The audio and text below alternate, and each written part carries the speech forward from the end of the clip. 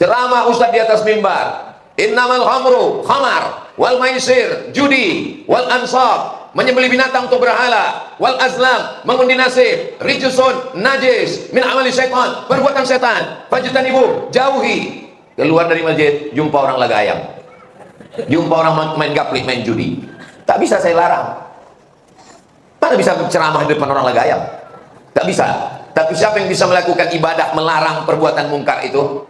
Kapolsek, Kapolres, mumpung kalian punya senjata, pistol itu masih besi, apa kailah?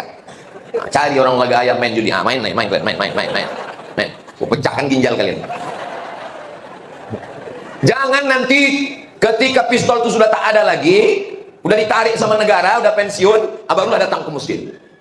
Kalau selesai Abdul Somad ceramah, barulah datang. Ustaz, apa yang bisa kami lakukan? Pistol mana Pak? Udah tak ada lagi Pak. Tinggal pistol air. Itu pun kadang-kadang macet.